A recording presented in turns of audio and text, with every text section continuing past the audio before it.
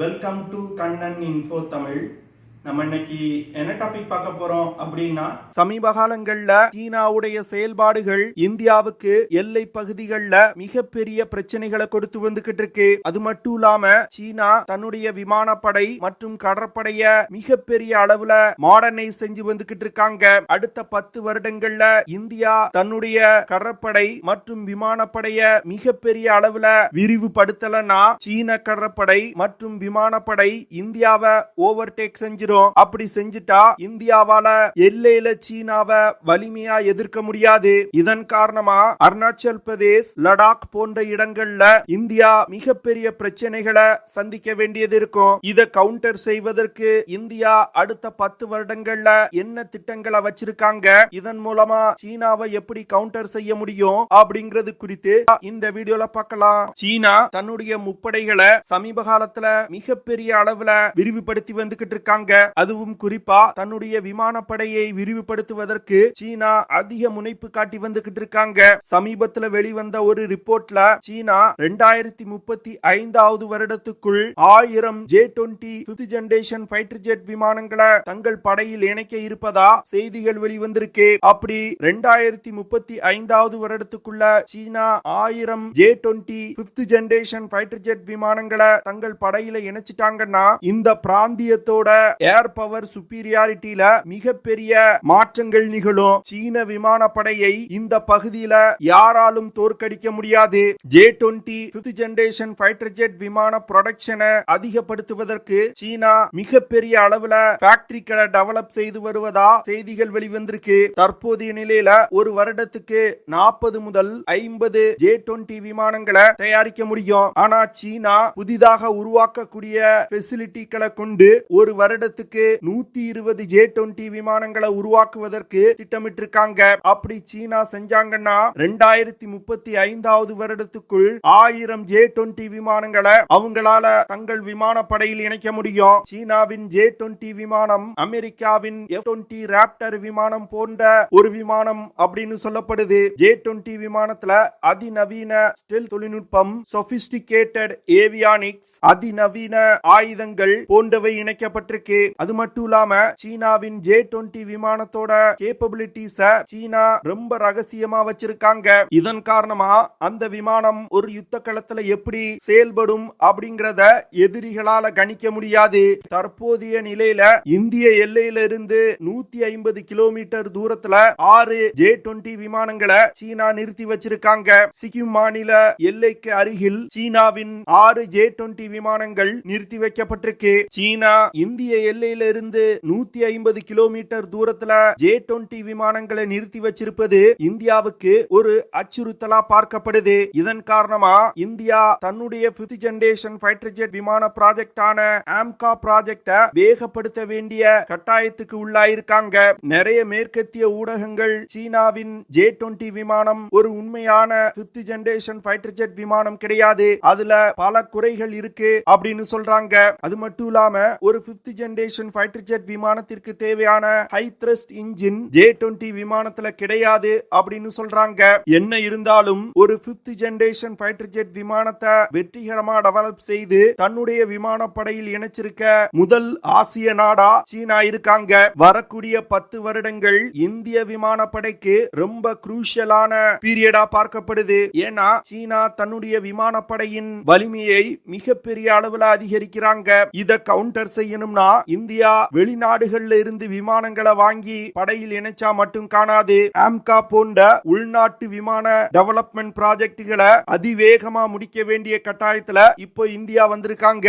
India AMCA project மூலமா சீனாவின் J-20 விமானத்திற்கு நிகரான இல்லனா அதை விட அதிக செயல்திறன் கொண்ட ஒரு 5th ஜெனரேஷன் ஃபைட்டர் ஜெட் விமானத்தை டெவலப் செய்யறதுக்கு முயற்சி செய்து வந்துகிட்டு இருக்காங்க.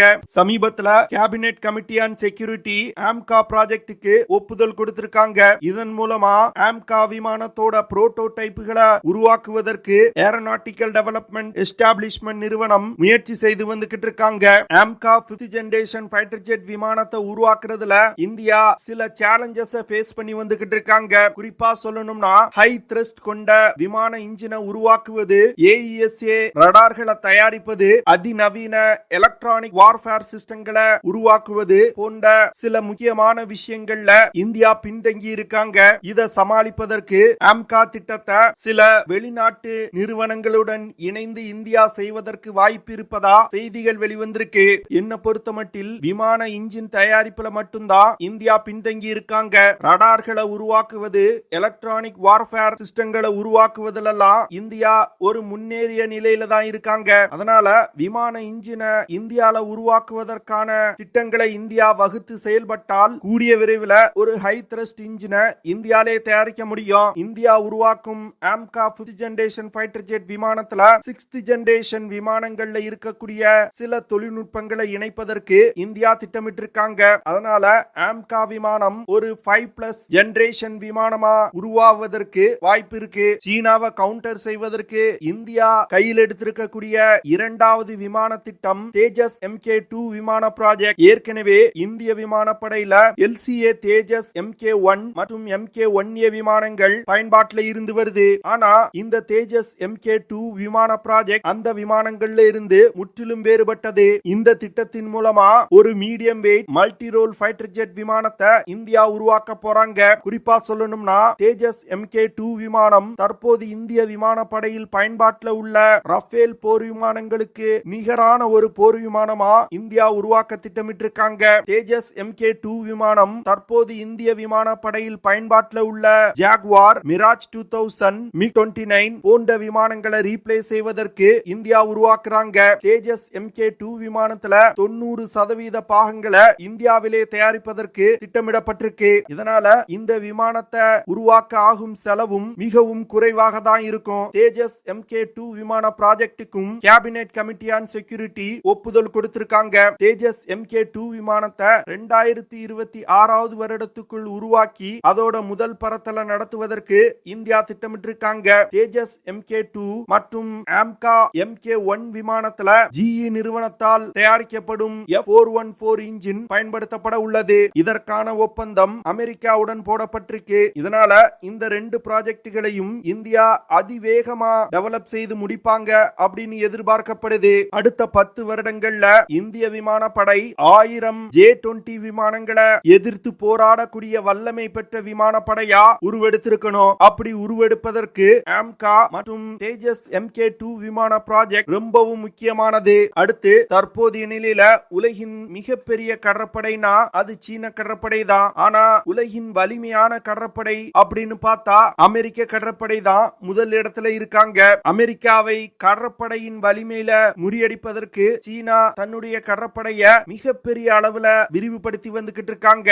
அமெரிக்காவுக்கு நிகரான 1,00,000 டன் எடை கொண்ட சூப்பர் கேரியர் ஏர்கிராப்ட் கேரியர்களை கட்டி வந்துகிட்டு இருக்காங்க. கடற்படையை பொறுத்தமட்டில் இந்தியாவுக்கு இந்தியன் ஓஷன் ரீஜன்ல ஸ்ட்ராட்டஜிக்கலா சில அட்வான்டேஜஸ் இருக்கு. மலாக்கா நீரிணை பகுதிக்கு அருகில் இருக்கக்கூடிய அந்தோமான் நிக்கோபார் தீவுகள், லட்சத்தீவு போன்ற இடங்களை பயன்படுத்தி இந்தியாவால சீன கடற்படைக்கு செக் வைக்க முடியும். இதை முறியடிப்பதற்கு சீனா தற்போது இன்னொரு திட்டத்தை செயல்படுத்துறாங்க. அதாவது பாகிஸ்தான் கடற்படைய மிகப்பெரிய அளவுல விரிவுபடுத்துவதற்கு உதவி செய்யறாங்க.